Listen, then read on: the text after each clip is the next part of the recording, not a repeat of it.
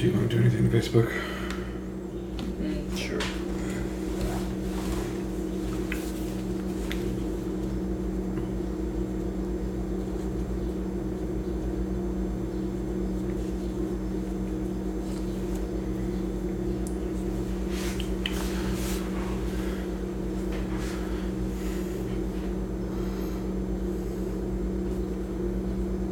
Sorry, brain functionality is low today. You're good.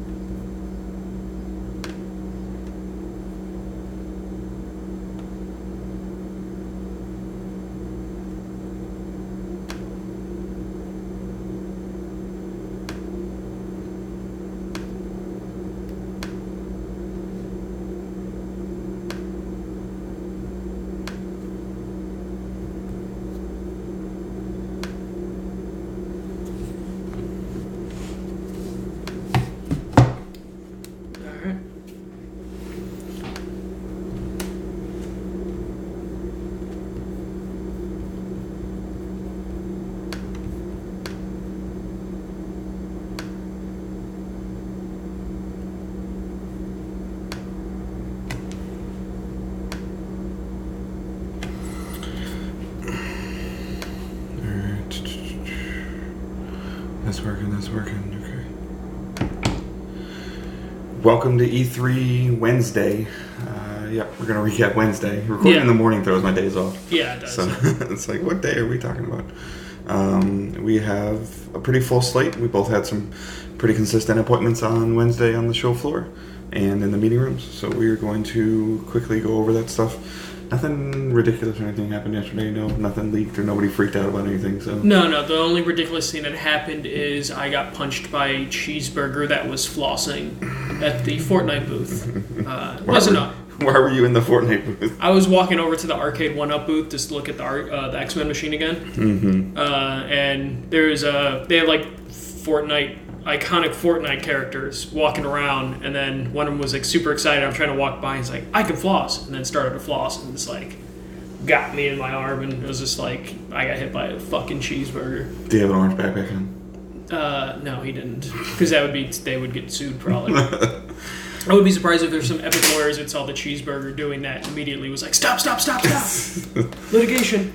All right, so I started off the day seeing Pro Evolution Soccer 2020? Yeah. Probably. 2020. They have delved more into the esport aspect of it. Gameplay-wise, I didn't see very much crazy changes. We got to play a game of soccer, a couple games of soccer. I still couldn't score a goal in the game during the entire game. The passing and everything felt good. Switching between players and everything like that felt good. The way that the players moved and the tutorials popped up at good times and everything like that, and they showed it felt like just kind of like a soccer game would. So there wasn't really anything like crazy. They are going more towards like the eFootball aspect. So it's actually called eFootball PES 2020. So heavy focus on the esports aspect of soccer. They've done a whole bunch of gameplay, small tweaks to it and everything like that. Like I was saying, the tutorials, like when we had to do a corner kick or we had to do a penalty kick or we had to do like a kickoff or whatever, it all just like those tutorials popped up at the right time. Mm-hmm. But other than that, it didn't do anything crazy or wow me for anything. The other game I got to see that I thought was really cool was Contra Rogue Corps. So this, I feel like, is Contra kind of meeting like Dead Nation in terms of like the three-quarter perspective look and the twin stick shooter aspect of it. So you can, and there's a little bit more slight verticality to these maps compared to like a game like Dead Nation or anything like that. And it does have 4-player online co-op. Okay. And it will have a PvP mode. So I think it's around $30 or $40. So they were showing it. We got to play it. Yet again, like the arcade, they have it all. They had it kind of built into this arcade cabinet, and I was taller than the arcade cabinet. Okay, so it's one of those 3/4 one. Yeah, and it was a good size, but just the way that the screen was in there with the overhang of the Contra logo and stuff like that. But it definitely gave you the Contra feel. It had some cool little throwback things to it that, as you're progressing through the level, that showed you, similar to how like the monsters and everything worked. It takes place like immediately after like the Alien Wars. Where Contra's series had continued over time, and each player has like abilities and things like that you can upgrade and do all that stuff. They're like I said, they're gonna have a PvP mode. What that's gonna look like, I don't know.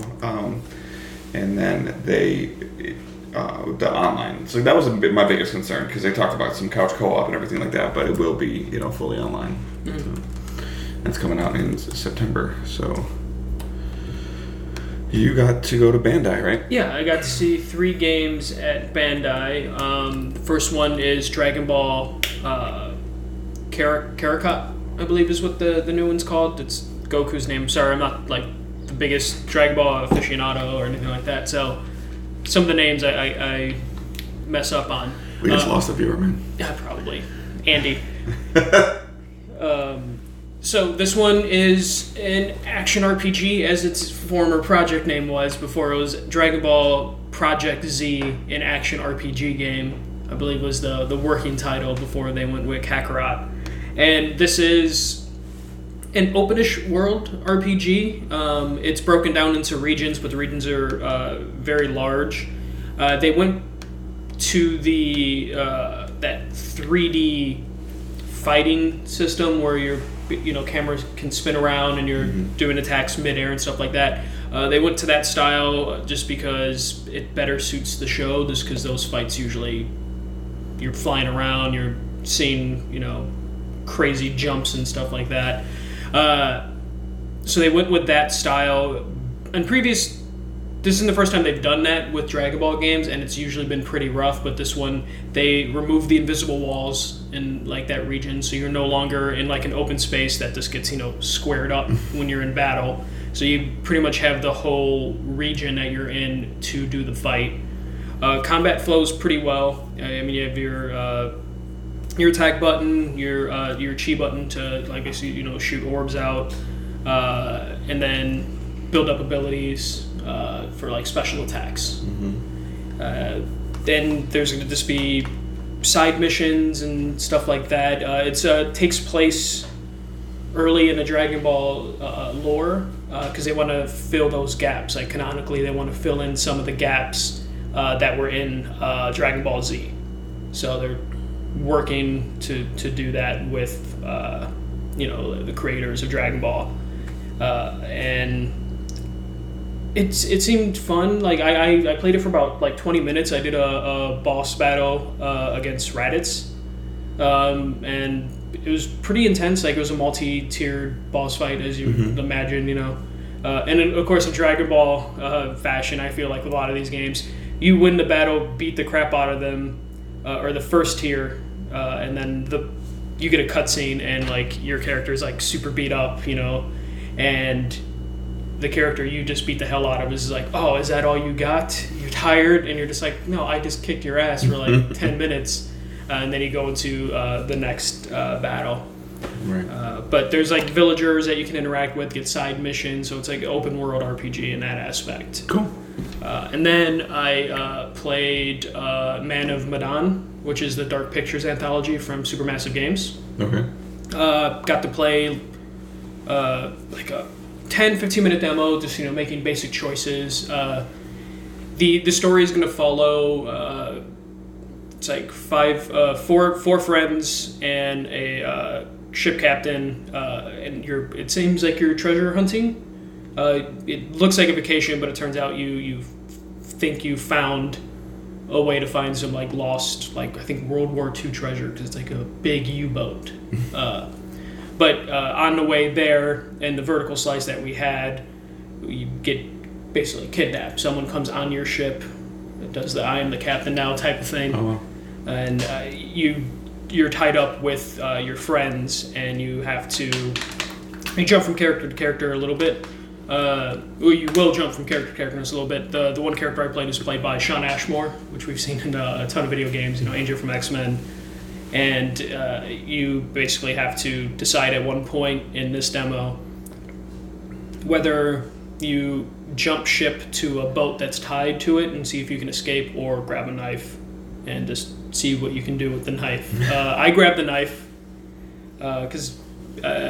Split-second decision. It's like, I see my shot and I want to make this interesting because I'm only going to play this demo once, and then just see where the story goes from there. I don't want to spoil it because this is going to be like pretty much in the game, and it's fun. I noticed it's been a while since I played Until Dawn, but there was a couple times where they described what the characters' personalities are, because they jumped us from like not the exact beginning, but like when stuff starts happening, and every decision I made, it would say I would get like a red X if it was against my character's personality. So like the decisions I was making don't fit. Like one guy, they said he's the cocky ladies man kind of guy. He's like an asshole. And if I made any sort of like heartfelt decisions or like common sense decisions, I would see like X and it would say like personality trait. So it looks like it's tracking to see if you're playing the characters based on their personality. And I don't know how that will evolve, but it seems like an interesting thing. But you saw the typical like Until Dawn type mechanics, since you're on a ship, the dialogue option thing is like a little compass that you like move the analog stick to the three choices. It comes out in August. Oh, really? Yeah, it comes out in August. They're doing a curator's cut later in the year that will be free to play. It's like director's cut, basically. Yeah. And that'll be free to play if you bought the game. You have to finish the story to do the curator's cut. Okay. But it's basically the director's cut. It was pretty cool. It's one of those things where when you get the E3 demos, though, you get slices of the game that might not be fully polished. So it's one of those things where like I still have problem with like mouth tech. It's like the E3 this year. I'm just noticing like in demos like the mouth technology, but based on they're working Until Dawn, I'm sure they'll have that figured out. It was just like lacking a little bit of polish here and there. But yeah, it seems like it's a like full price game. Yeah, as far as I can tell. Bandai's publishing that for them? Yeah. Okay. Yeah, so it sounds like it might be a full price game. There's no one on staff available because I just wanted to know because it's an anthology. So like, are they all set up for it, or is it going to be like hope this one does well, and then continue? Or and it's completely set. This is the stuff we heard about a little while ago when they started talking about anthology stuff for Super. Yeah. Right? This is it's completely separate from the Until Dawn and the Impatient World and everything. Yeah, because I think Sony owns the Until Dawn stuff. Okay. So this is their own thing, and it's going to be an anthology series. But I just wonder if like these are possibly full price game. It might be in like that $40 to $60 range. But how long do we wait for the next? Basically, anthology episode, which would be a completely different story, but I just want to know, like, their dev cycle for getting these games out. Then the last game I played, I didn't play too long of it just because I had to run off. But Code Vein, which has been around for a little bit. It's an action RPG brawler. Hard as hell. It was definitely one of those things where there at one point there's just like you play as a male character and then you have like a female character. I don't know. I mean, it was just AI based. So I don't know if there might be co-op. There might be. Someone will like correct us on that. And it was just tough as hell. It was just definitely one of those things where I played Dragon Ball for like 30 minutes. I played Madon for like 15, 30 minutes in that range. And then only had like 10 minutes left to do Code Vein, so I ended up just getting my ass kicked a couple times. Action is pretty fluid. There's cool abilities like teleporting abilities and stuff like that. But the characters just need one or two hits to die. So it seems very like, at least in this demo, a little punishing with that, to where you need to know the enemy types and their abilities or their moves and all that stuff. And learning that in like a 10-minute demo is kind of difficult. Really? You can't get a rhythm in 10 minutes? Yeah, it's really hard to get a rhythm in 10 minutes, and learning animations, like, oh, I know exactly what this guy's going to do. It takes you 3 or 4 minutes just to get comfortable with the controller. Yeah, it's definitely one of those games that probably would have been a better showing for me if I had played it before or had like a way longer time to play it. Right. Awesome. But that was it for Bandai. Okay. After Konami for me, I slid over to Borderlands 3. So we had a brief presentation for Borderlands 3. This is pretty much just the public booth that we had, and we just got to cut in line. Like they always let like a third of the they schedule appointments in 15-minute increments, and they let like 1/3 or 40% of the presentation be like scheduled media people, and then the other 60% are filled in from the line from the public. So like a couple things, like I was somewhat paying attention to Borderlands 3, but not as much as other people have been in terms of the reveal and everything like that. They called the enemies that you're going to be fighting are Children of the Vault, and those are the worshippers of the Calypso twins. And the Calypso twins are the main antagonists in this game.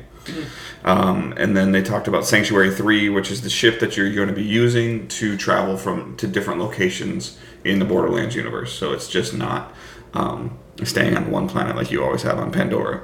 And then they introduced 2 new Vault Hunters. Actually, they introduced 3 new Vault Hunters this week, and they talked more about the skill system. And with the characters now, you actually have more than one action skill. So there are tons of different things that you can pick and choose to spend your skill points and things like that on. So they talked about like Pandora being a location, Eden 6 being a location, and Promethea being a location, like the moon of Pandora and other things. New vehicles, new melees. They added sliding, which I never realized maybe wasn't in the first 2. Yeah, but it came out around a time where sliding just wasn't like a standard. So that was kind of something they were talking about. So you can do a lot, you can do the run and slide, and then tighter gunplay. And from playing the game for sure, like the game had a much tighter gunplay. So like I had a huge problem like playing like Borderlands 2, like the Handsome Collection that I have and stuff like that. After playing games like COD and Destiny, the shooting just felt kind of rough. And then they went over like the co-op and the co-op social features. So they're still going to support split screen, local split screen, which I guess is good. I don't know. I'll never use it. 2. Okay. 2 players co-ops, and then 4-player co-op online. So the thing that was most interesting to me is they talked about sometimes like opening up your game and matching with a random, and I thought that they said like the loot, like a couple weeks ago, I thought they said that like if you and I were playing together, like we both see a loot drop from a boss kill, but it looked like they only showed 1 loot drop, and then it showed the guy picking the loot up, and then the other guy like rage quitting the game, like where he left. Yeah, that would I believe that happened in the first one. I don't know if they fixed that in the second one. So but it was like. It sounds like that's still a thing in the third one, but now you have the ability to, via in-game, email loot to players that were on your team.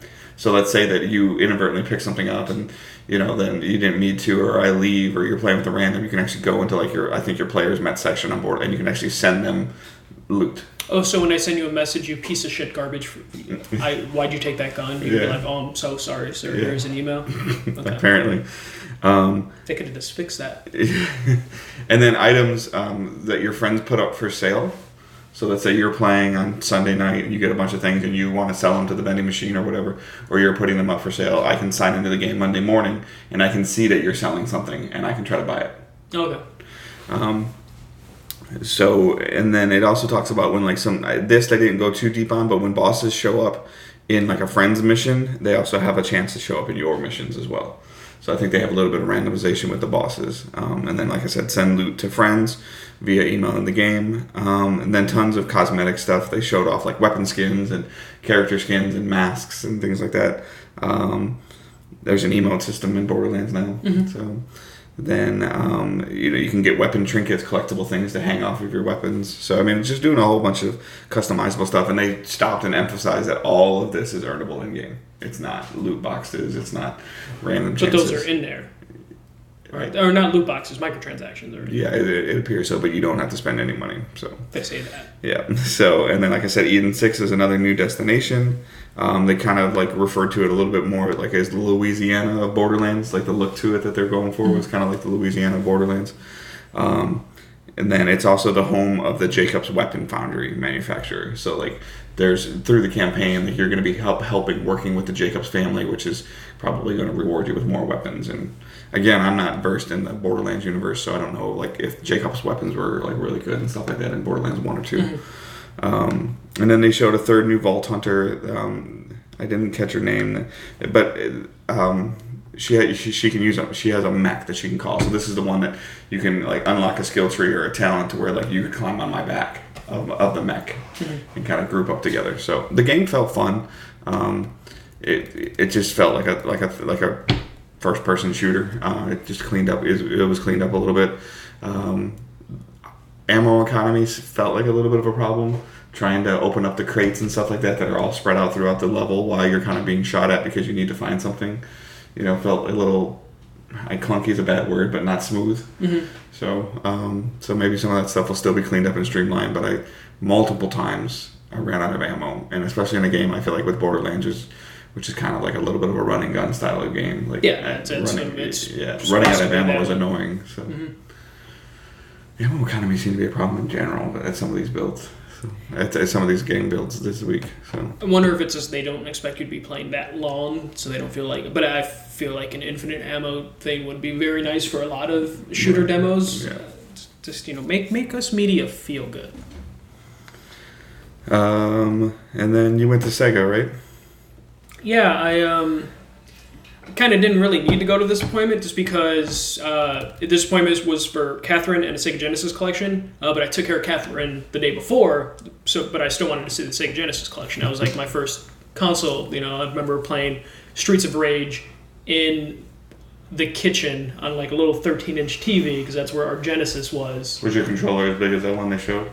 No, it wasn't. They have a gigantic like... Gigantic's like a big word. Yeah, it's massive. They have like one of those like arcadey, gigantic, like size of a kitchen table Genesis controllers out there. But yeah, no, I got to play the Sega Genesis Mini. I just wanted to get a hold of the controller, which is like an actual size controller. They didn't like shrink that controller, which is nice, I think, just because it's cute when they do that with like the little PlayStation controller. But like playing that PlayStation controller for a couple hours was rough. They showed off, obviously, just a couple games just to see how well the emulation is, which is pretty good. It sounds like Sega did some work on an emulator as opposed to... They may have licensed out an emulator, but they also did work on it, which was kind of a mystery with the PlayStation Classic of just like, okay, they licensed an emulator, but they tested out, and we ran into like Hertz issues and stuff. But the cool thing I saw... Why playing it is the games will have multiple regions that are easy accessible. You don't have to plug in a keyboard to get the right region like on a PlayStation Classic. I'm just going to shit on a PlayStation Classic basically. And when you change the region, obviously it'll change the language, but it'll change the console name in the UI to whatever the console was named, so Mega Drive or whatever. Okay. And then it would also change the game if the game was different in a different region. That'll be changed. And it'll also change all the box art. So the box art will be that specific box art for that region. So it's like little touches like that, which I appreciate. Just because sometimes they had really nice box art. Right, yeah, for sure. But also you would have to play...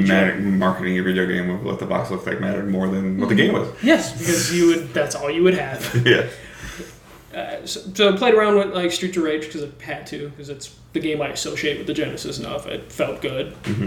It still has a problem that the other ones had, or like the Nintendo ones had, where the cord is a little too short for me, which they said, like you can also plug in like the IM 8-bit controllers in there, and you can... Does a regular original Genesis controller plug work? No, because it's just USB. But there are adapters apparently that you can get, not from them, but third parties have adapters. Of course, third party.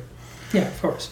But it felt good. Like the controller, I forget how light those Genesis controllers were back then because there was no rumble or anything like that to like build up the weight. They did go 3-button with the controller, which kind of sucks because they have like Street Fighter and another fighting game on there that I'm blanking on.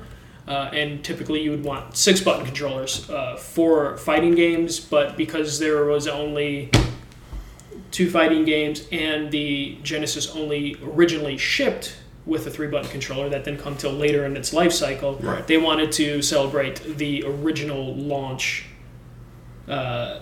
Genesis, and that meant to keep it as authentic as having the original like 3-button controller layout as opposed to 6-button. But again, if you wanted to do like third party, you can get a 6-button controller that way.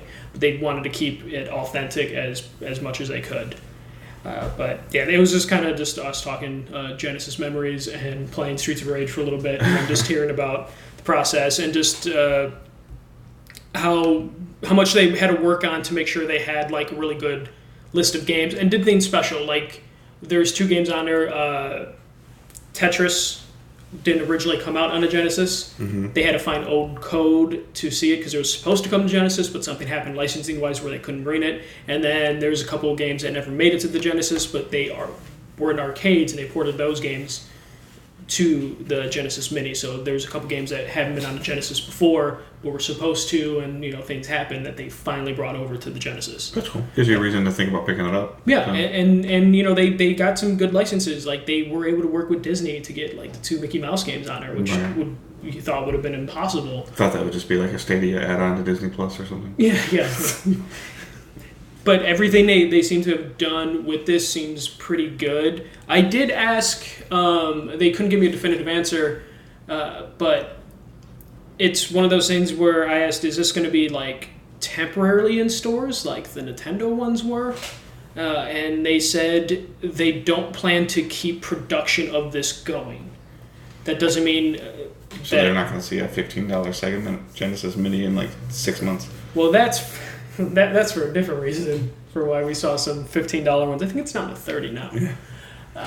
But the guy was up front. He's like, I'm not just going to tell you this because I want everyone to go buy it out, but just be aware that we're not going to produce this forever. It's not going to be something that's going to be on the shelves for like a super long time. Because they're going to do the Saturn Mini, so it probably, yeah. Would people really want that? Dreamcast Mini. Yeah, Dreamcast Mini, yeah. And you can, the Dreamcast Mini would be amazing. But you'd have to then license all the old basketball players and football players just because that's people associate with. Mm-hmm. But it's cool, and it seems like if you want to pick it up, you might need to pick it up right away just because it might... He wouldn't, stick to any specific timeline, but I'm just like, holiday? And he's just like, we're going to produce some, or we're going to produce, a lot, and then probably not produce them anymore. How long that lasts, he couldn't. So they don't have a release date yet? No, they do. It's I forget what it is. I think it's like September, October. Okay. Yeah. So right around the holidays. Yep. All right. After that, I got to go to Warner Brothers and see Lego Star Wars: The Skywalker Saga. Again, just a presentation, not playable. They were very quick to the first thing that you said when you saw it was like it has to be what? Like remastered of like because the original trilogy had like a Lego collection, I believe. So. Yeah. All 9 games have been completely redone from the ground up. Brand new games. That's cool. Open world aspect. You can jump into any game that you want right off the beginning. You don't have to unlock anything. You don't have to play through any campaigns. You don't even have to. You can just go right into the open world aspect and explore and switch characters and do all that stuff that you want to do. All like the big ships and things like that. They're all made from Lego. Obviously, like they're one of them. They said I think that like they built and made things in the game that they said that could be made at home. If you have like a giant warehouse that can house one of these things, it costs 18, or not cost, but you would use 18 million Lego bricks to build to make it. So like that was there. The gameplay looked fluid, switching back and forth. They've done some additions to the Force mechanics for the characters that can use the Force, where you can pick up multiple objects and throw them. There's a over the shoulder shooting aspect to the game now, if you choose to. Like they showed Chewbacca using his what looked like his laser crossbow kind of thing, and the characters react to that. Like if you hit an enemy in the knee, they're going to hobble around a little bit. If you hit them in the head, their Lego head will pop off. The basic humor that you'd expect to remember is in there.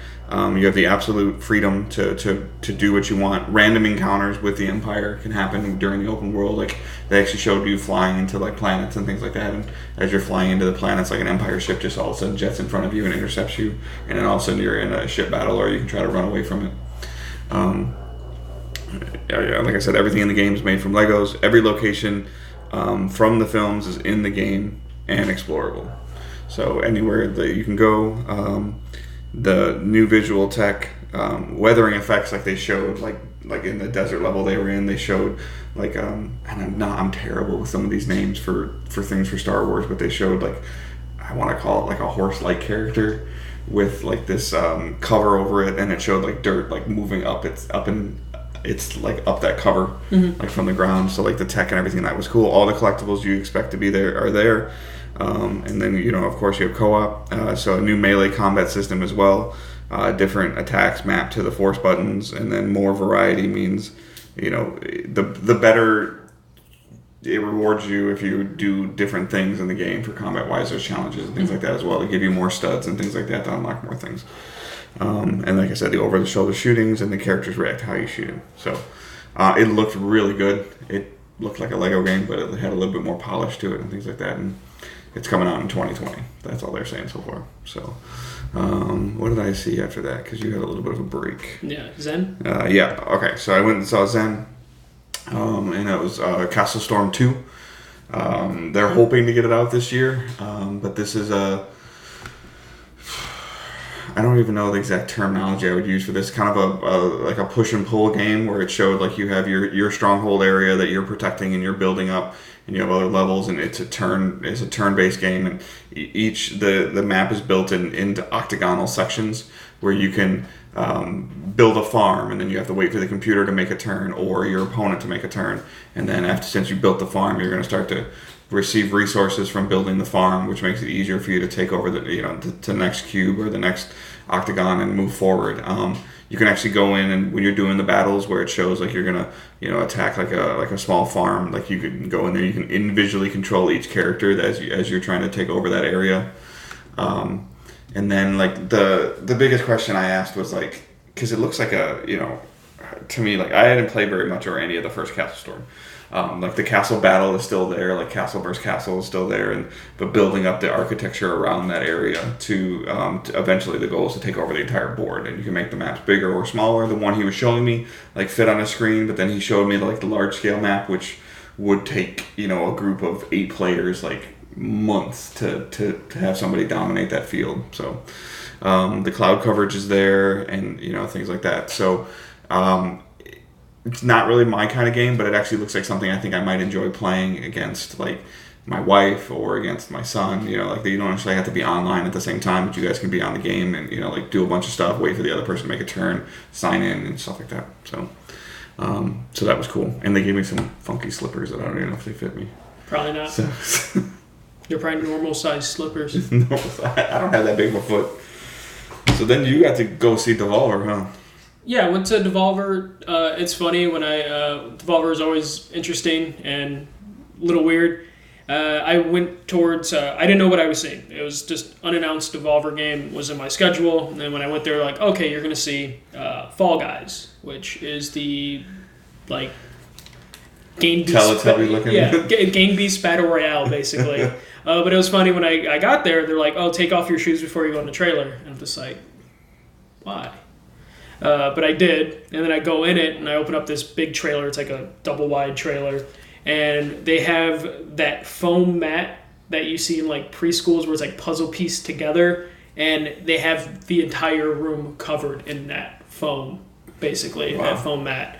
And it's all bright and colorful, and it's because it matches the aesthetic of Fall Guys, which is a 100-player game show, basically. Obstacle course, it's in the same vein of, I'm forgetting, but there was like a couple obstacle shows that were on like G4 back in the day, but also like Wipeout, and like almost to a lesser extent like Ninja Warrior type thing. And it is 100 players, online only experience, coming to PS4 and Steam. It's really fun. If you imagine like the Game Beasts type of physics, because that's how the characters are. You really only have like analog stick to run. You have a dive where you just headbutt whatever's in front of you, and then you have a grab and a jump. That's basically it. And it's just going through different obstacles. So the matches, at least in this demo, because they only had 4 people, they didn't have 100 people to play the game. Unbelievable. Yeah, right? It's crazy. It was 4 people versus like 96 AI. And they broke it down into 3 rounds. First round was pretty simple. It was just like a bunch of doors, and you had a headbutt into the door to see if you can break it, and not every door could actually open. So you're just like going door to door, headbutting, or waiting for like other people to make a hole and then just make a dash, and you go through multiple layers to finish that round. And then the second round was basically just tag or it, where if you have a tail, you basically pull a tail off another character, and then if you have that tail, when the countdown ends, you move on to the next round. So it's elimination round because it's only one person can win.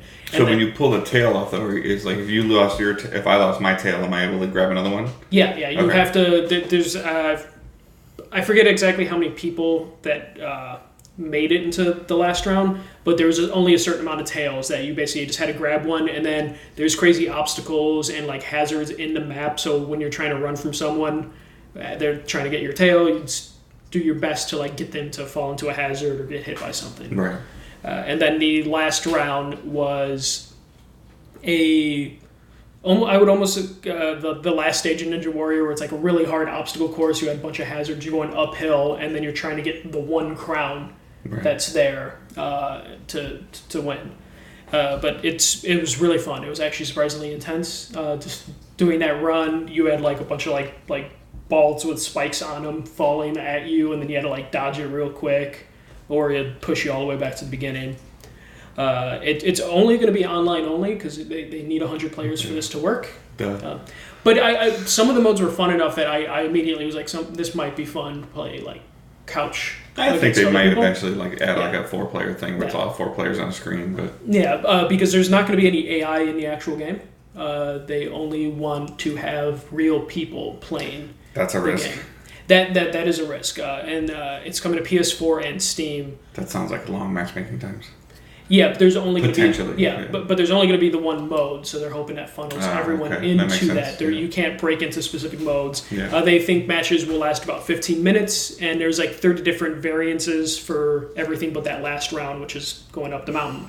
So that's about 5 minutes a round then, right? They said a typical match can last anywhere from 10 to 15 minutes because if they get a full 100-player game, then they're probably going to have you do 5 rounds just so they can eliminate enough people to get to that last round. But if matchmaking doesn't work out to a full game, then you'll do like 3 rounds. So it's probably every 20 characters probably dictates a round, I would say. Something like that, yeah. Do you think it's a skill-based thing, or do you think it's a luck-based thing, or 50-50? The controls are a little bit tighter than Game Beast, so I can see a little bit of skill in it for some of the obstacles, but there is definitely luck. That last round, the stuff's is going everywhere, so it's definitely not to be taken super serious, and you can customize your character and all that. I did ask about crossplay, and an answer we heard a lot from developers: we want to do it, we just don't know if we can. So they're down to do crossplay, because I feel like crossplay would be very important for a game like this when you're trying to fill a match with 100 players. But they're down for it if Sony allows them.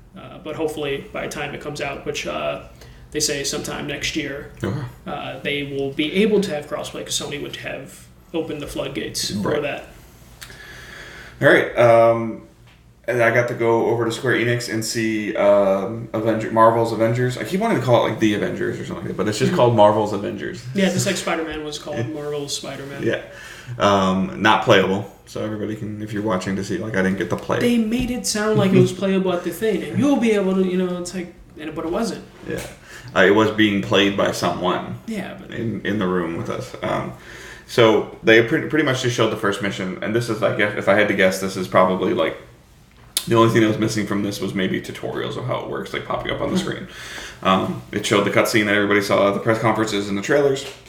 And then it showed, immediately went to Thor and Thor's gameplay of throwing his hammer around, fighting the enemies that they're fighting. And then giving you a good idea how his gameplay works. And then it switched to Iron Man, and Iron Man's gameplay was a little bit more aerial based. Him flying around, shooting at things that are flying, and trying to compensate and stop the Golden Gate Bridge from collapsing. And then they showed Hulk running, Hulk's was a little bit more obviously like melee-based combat, like climbing on some things, moving from the walls, running, and a lot more platforming than getting there and picking up like a tank and throwing a tank at another tank. They just did a really good job of showing off the variety of gameplay for each character, and then you were controlling Black Widow, and she was obviously more of a gymnastics combat and things like that. And then I had to ask you who this was because I wrote down like a whole bunch of question marks, but it seems like the demo or the villain is Taskmaster. Yeah, Taskmaster is usually hired by someone because he's a merc. He's a mercenary like Deadpool. He's actually one of Deadpool's rivals in the mercenary business. So I assume he won't be the main villain. I'm interested to see how he looks because he was also in Spider-Man as a side mission. Okay. So I'm wondering if it's the same look. That would be very interesting to see if he looks similar to that. He had a... Yeah, no, that's what I'm saying. Yeah, skull mask and everything like that. But I just wonder if like his color scheme. I'm sure someone will like sneak a photo that I'll be able to find on Twitter later.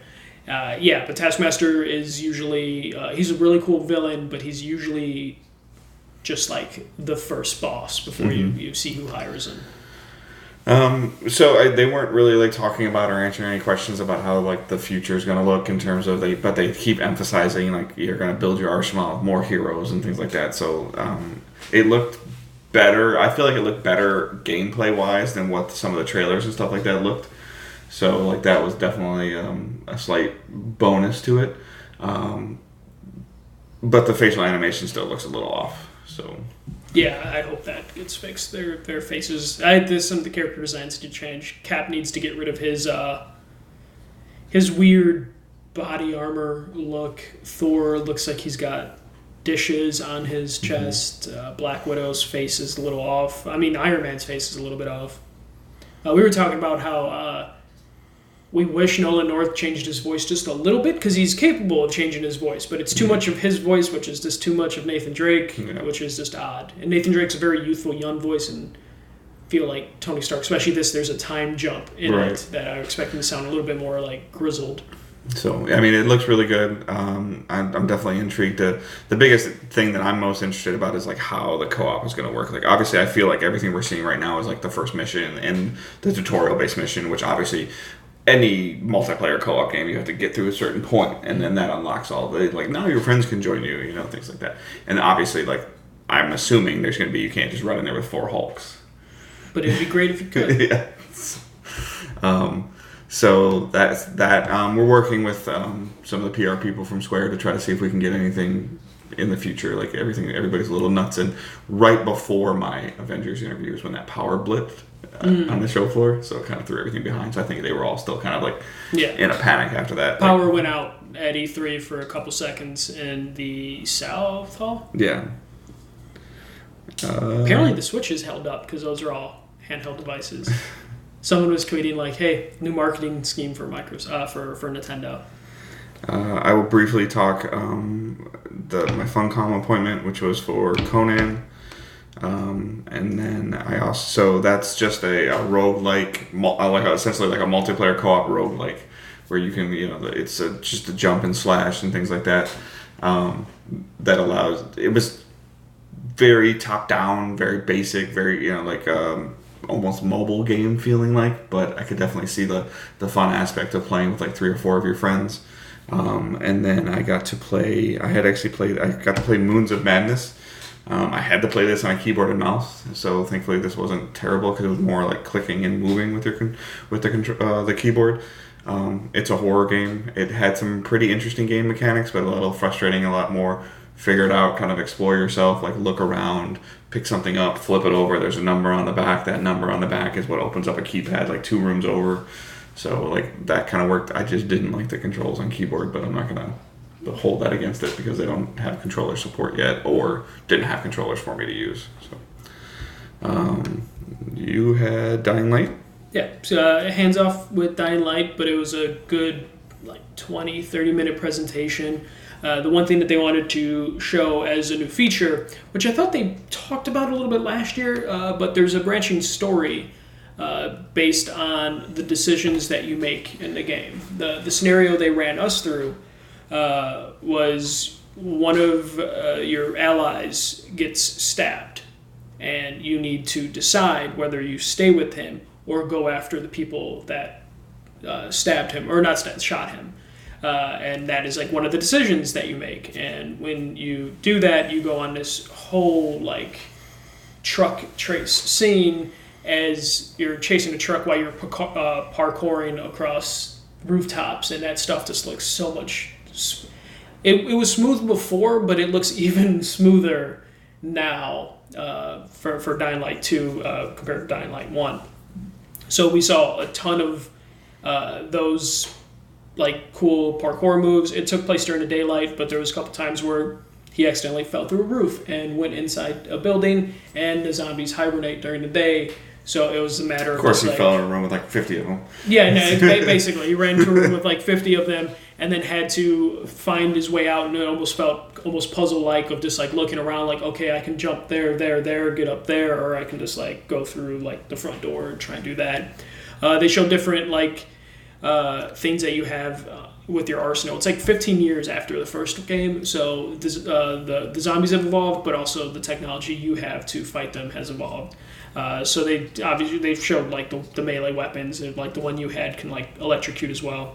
But they also showed like these UV basically like glow sticks that you can drop that will like freak out the zombies because they can't be out during the day. Oh, okay. So there's a couple times where you get like held like a vitamin down. D stick.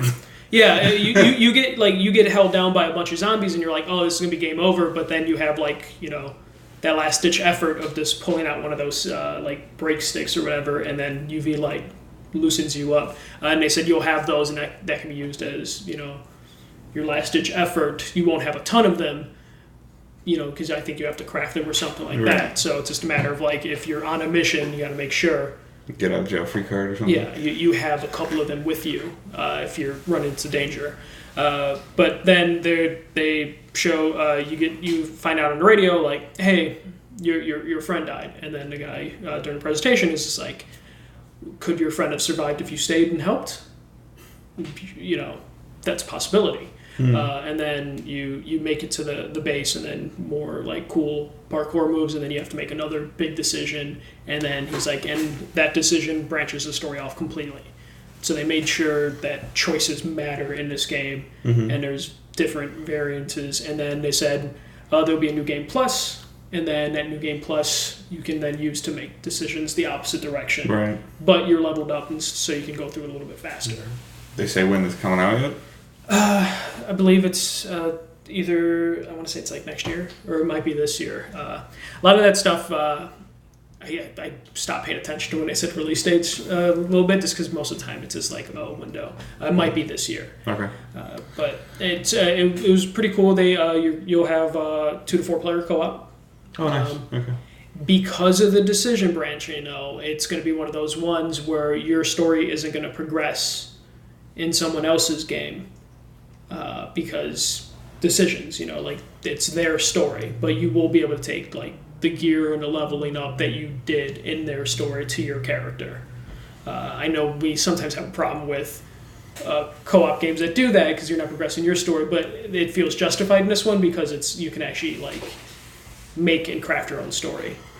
But I just feel like you just don't do co-op at this point in time. Like I know that co-op is a big deal and a fun thing, but if it's going to be like, here, come help me do something, and then unless they're cutting out cutscenes completely, or like it's hard. And I feel like games feel like they have to do it, but then they don't want to because they want the branching narrative, but they don't want you to see what I saw. They said at least you'll see what your friends' decisions are, so that's a way without having to play the game again by yourself. You can see what your friends did, judge them based on what they did. Judge them. Yeah. But it looks really good. I'm excited to play Dying Light. It's been a while. It's been like 4 years since the first game, and we're not going to get any Dead Islands from anyone anytime soon. Sounds like it's still in development. They say that, but I don't believe them. But yeah, Dying Light looks fantastic. And that was it for Dying Light. All right. Quickly, you and I together went and saw Eureka Ergonomics gaming desks. Pretty cool concept. They still look a little bit small for me. Lower to the ground than I would like. but he did try to like ensure me that there are things that would exist for me. Yeah, they basically standing desks that you could just adjust to normal height. So these are, you know, like desks that are built mostly for PC gaming, but he did say that he's realized through a little bit more of his research and everything like that, like consoles, a lot of console gamers are moving to a desk. Even if they're not streaming, they're just, you know, we heard from the games guy that like, you know, 19-inch monitors are kind of like, or TVs are like the way to go in terms of eye strain and, you know, things like that. So as these people are getting more and more involved in the gaming aspect or content creation or anything like that, they're moving to a desk. You know, and then obviously with the huge influx of PC gaming, still not quite on the level of console gaming, but his desks look pretty cool. I mean, they've got a lot of lighting on them. Yeah, the LED lights, different designs along the edges and stuff like that. And they had some chairs with LED lights. I don't know how I feel about the chairs with LED lights, but so some of the stuff we saw looked cool, like individual, like a side thing to put your drink if you have a drink at the desk with you, so it's not a risk of like spilling your drink on your desk or anything like that. Lots of cord management and you know, things like that, and so just storage aspects and the biggest thing that I like about it, at least from my standpoint of content creation and things like that, is like that whole lip around the entire desk where you can attach a monitor clip or you can attach, you know, like a swing arm and things like that. So hopefully that we get to do some more stuff with them in the future, but we'll see how that goes. And then we both went and saw Ghost Recon Breakpoint. Yep. I was a little disappointed. Is it because you sucked at the game? Because you and the other guy kept dying. Like, I would die reviving you guys. Right. Yeah. It's necessarily because that I sucked at it. I felt like your health pool went down like really, really fast compared to other games. I didn't really. I mean, the only thing I got frustrated with is you had to use syringes to heal and then bandages to fix wounds, but I couldn't really determine exactly when I needed to use one or the other. Yeah. But we only had like 3 tiny health bars. Right. So I don't know if you can level yourself up, but they did talk more about like the survival aspect of the game. I guess compared to Wildlands for me, like in the style of play that I do, it just seemed a little bit frustrating, and that could be because it was still early on. We were running into some bug things which is very common in a Tom Clancy game. Yeah, particularly our partner. We had one developer playing with us, and then another member of the media, and their computer crashed like 3 times. Yeah. Like, I didn't think ours had any crashes or anything. I mean, I had a couple things where I wasn't getting my reticles and stuff like that showing up and stuff like that.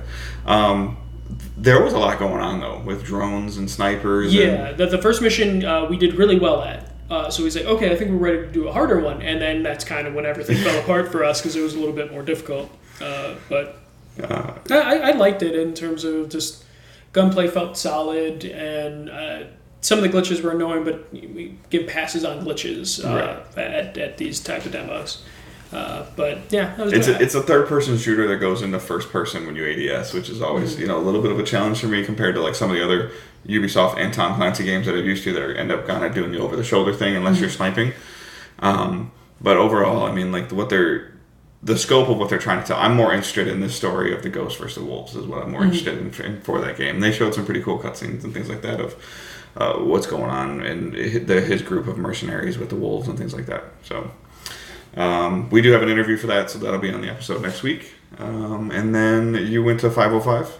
Yeah, I saw Journey to the Savage Planet, I believe is the title. It's definitely Journey something to the Savage Planet.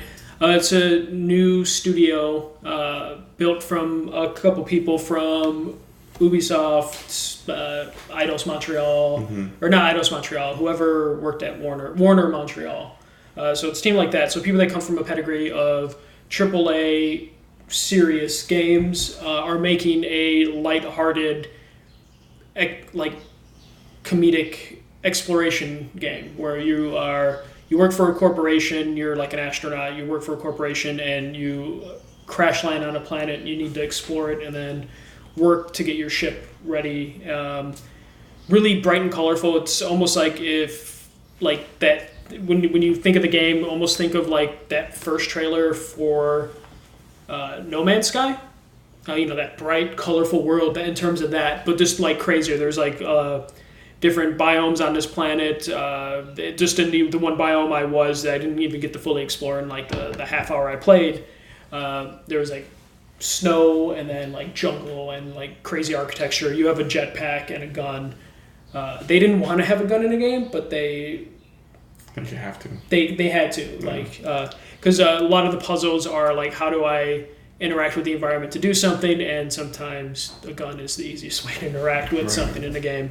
But there's like weird things, like there's some weird like food in a can that you had on your ship. It's called glob, and you can use that to attract some of the animals who are on the planet, and you use that to lead them into traps. It might open up different areas and stuff like that, but it's like you're just exploring this world that there was supposed to be no life or intelligent life on it, and you slowly discover that there might have been.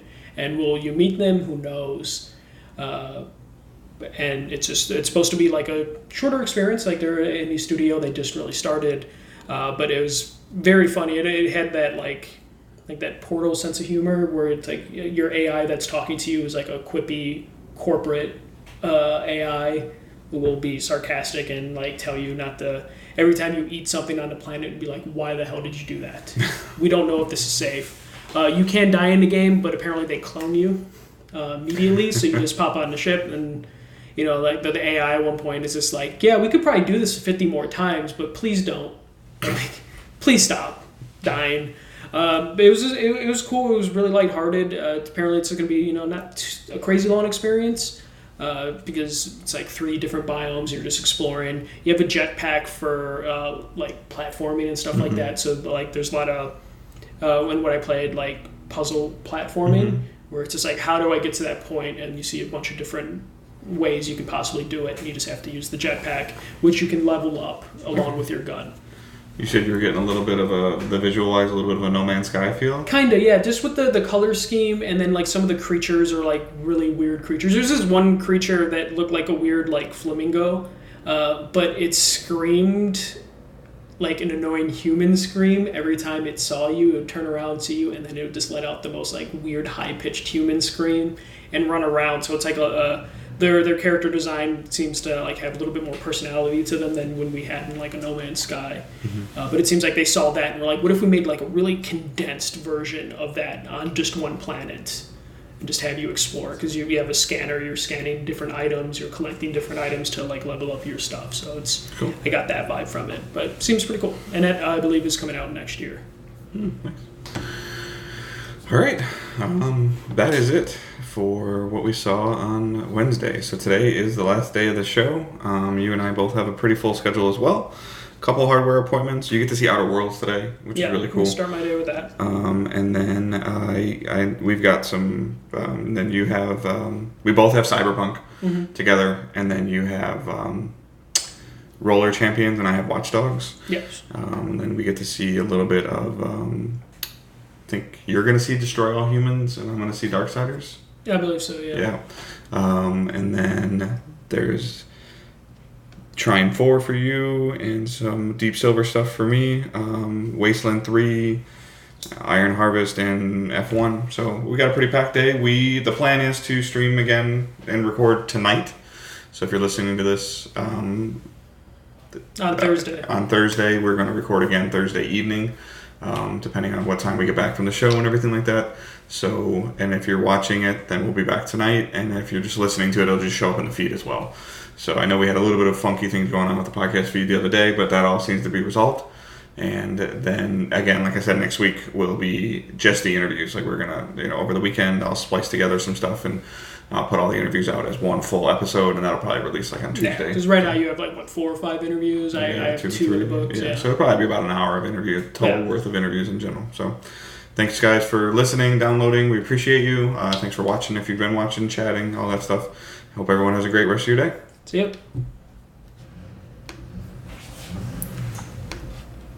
Hey, I didn't mess up Audacity. I didn't turn it off yet. Nope.